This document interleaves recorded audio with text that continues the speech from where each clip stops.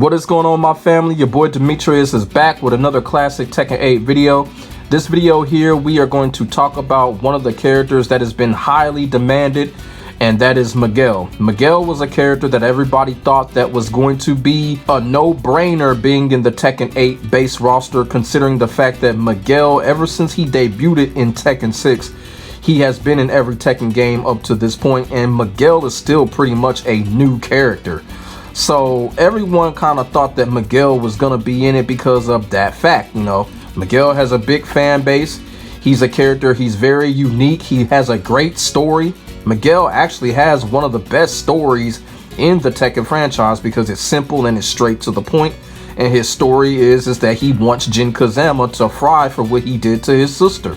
And everybody kind of thought that, okay, you know, Tekken 8, and a lot of people were like, well, you know, it doesn't make sense for Miguel to be in the game because Jin Kazama is a hero.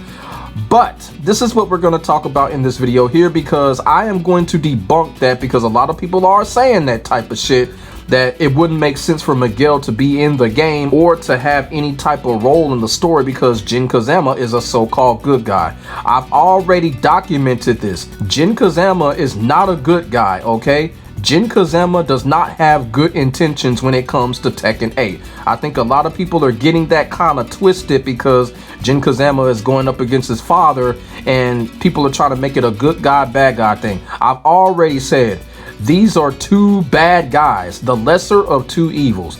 Jin Kazama basically wants to kill Kazuya, and then practically Jin Kazama wants to die himself. I mean, he continues to say it. So if y'all calling that some type of good guy, I don't know what's wrong with y'all. But getting back to Miguel, it would actually make more sense for Miguel to be in Tekken 8 DLC. And also, like I said, Miguel's potential is very high when you're talking about Tekken 8 because of what's going on with Jin Kazama and the overall Tekken 8 story.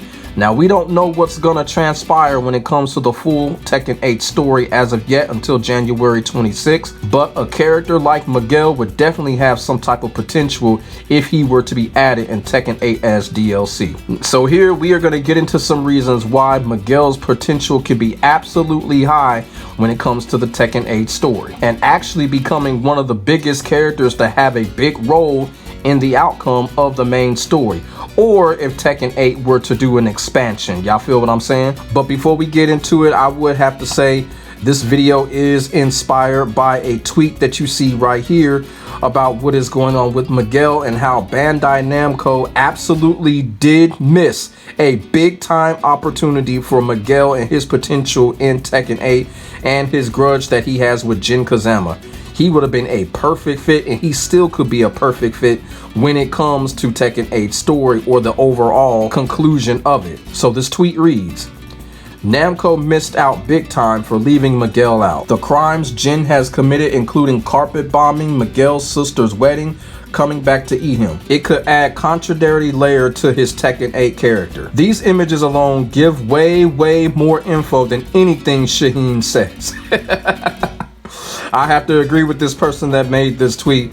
At this point, man, anything that any other character does is damn near better than what Shaheen is all about right now. I'm just keeping it real. I already made 2 videos explaining that, so if y'all want to check those videos out, those videos are going to be at the end of this video here. But here we are going to get into the reasons on why Miguel could have a big impact and his potential can be sky high when it comes to the Tekken 8 story. So of course, Miguel's story starts in Tekken 6, where he witnesses his sister getting killed by an air raid ordered by Jin Kazama in the Mishima Zaibatsu. This right here is where Miguel's story starts, and his rage and his grudge for Jin Kazama also starts. Miguel goes into the King of Iron Fist tournament. I don't know how far Miguel got as far as the tournament, but Miguel was able to get to a place where that he knew Jin Kazama was going to be at, and he tried to chase him down. Jin gets on a chopper before Miguel is able to get to him, and Miguel falls short. The burning rage and revenge that Miguel had for Jin Kazama continued to grow as Miguel was unable to get his hands on Jin Kazama before Jin was able to get away. That scene right there looks like Jin was on his way to go for Azazel.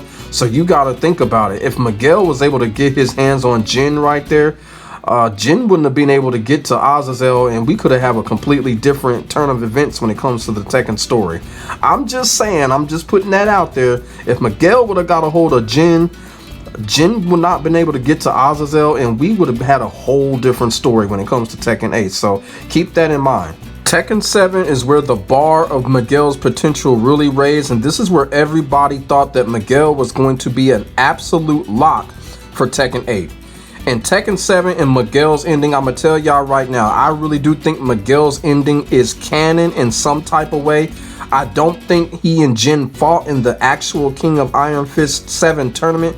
I just think Miguel is that kind of slick character where he caught Jin at a place where he wasn't ready, and he just proceeded to whoop Jin's ass. So I think this kind of happened probably before the King of Iron Fist 7 tournament or some shit like that, but I don't think it happened during the tournament. But I still think it's canon in a way, because Miguel's words at the end of Tekken 7 in his ending are fucking powerful. The reason why they're powerful, because look what we have already seen when it comes to Tekken 8.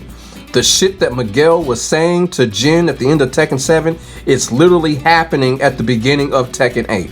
Miguel had an opportunity to end Jin Kazama, but he tells Jin Kazama no, because you have not suffered enough. And guess what? Jin Kazama is suffering right now at the beginning of Tekken 8. He's suffering between transforming and between Devil Jin, his mother Jun. You know, he's a consciousness thing. We still don't know what's going on with that. He loses the first battle to Kazuya. So right now, Jin Kazama is suffering just like Miguel said that he would. I actually touched on this on a video that I did a couple of months ago, but I'm going a little bit more in detail with it. Miguel also tells Jin basically like, look, go ahead and do what you got to do, fulfill your fate, and he will come for Jin Kazama. So basically, we got to look at it like, whenever Jin Kazama gets finished with his battle of Kazuya, Miguel is going to be there no matter what. And this is what had a lot of people thinking that Miguel is absolutely going to be in Tekken 8 because of these powerful words. Not only are these words powerful, but a lot of shit that Miguel is saying, as I said, has come true for the most part at the beginning of Tekken 8. And after Miguel gets finished saying those powerful words, Jin Kazama just looks at him almost like he's in agreement with what Miguel was saying. Like Jin Kazama actually knows what's coming next, and that's what's gonna lead us to Tekken 8. Now we come to Tekken 8, and as unfortunate as it is, Miguel is not on the base roster when it comes to Tekken 8. Even after all of the high potential, Namco has decided to neglect Miguel as well as other characters to be in the Tekken 8 base roster. But here's the thing. Everything that I have just explained when it comes to Miguel's potential, when it comes to his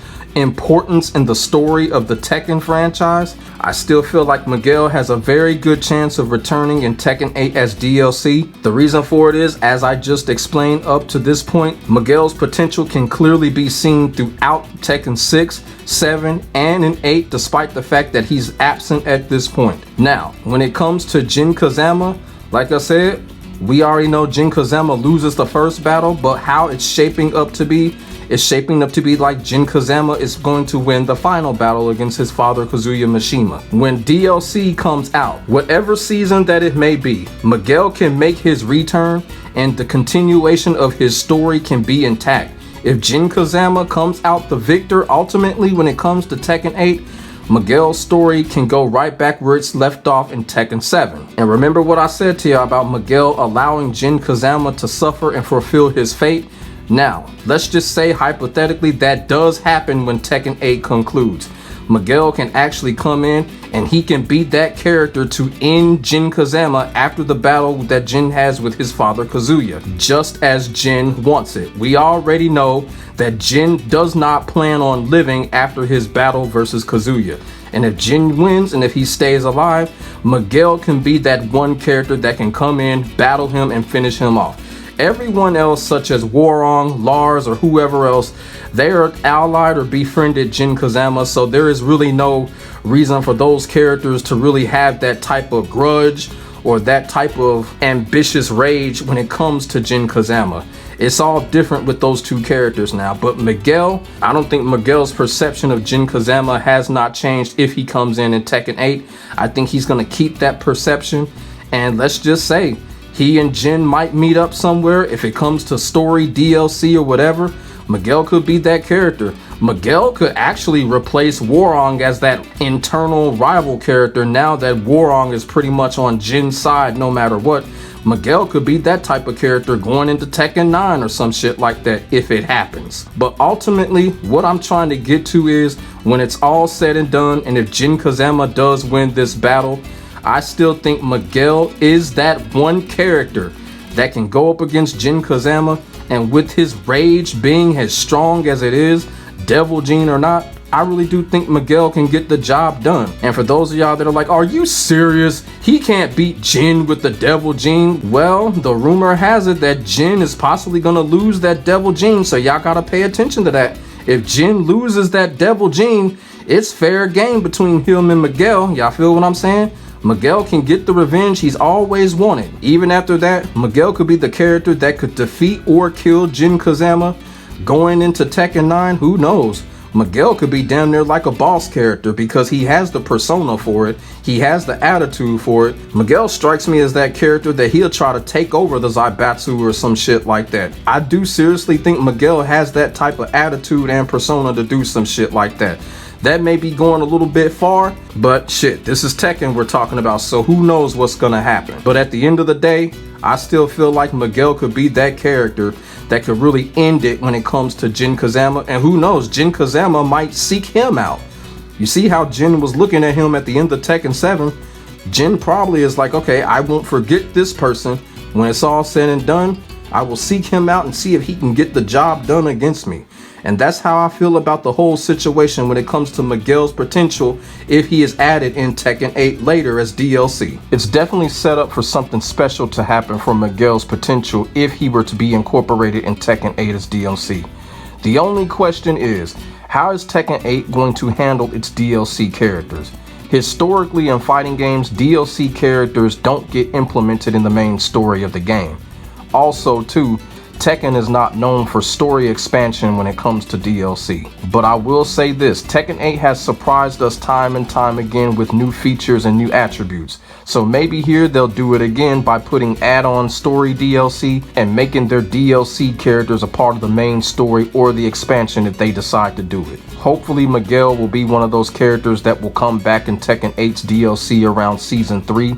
And if he does, he has great potential to really expand the story, not only for himself, but for the Tekken franchise as a whole. So let me know what y'all think in the comment section below about Miguel's missed opportunity potential when it comes to Tekken 8. How do y'all feel about it? Leave y'all comments in the comment section below and we can get a conversation started. Make sure y'all like, comment, and subscribe to your boy for the hottest Tekken 8 action on the internet, period. I will get back at you in the next video. God bless, stay safe, get ready for the next battle. I am out. Peace.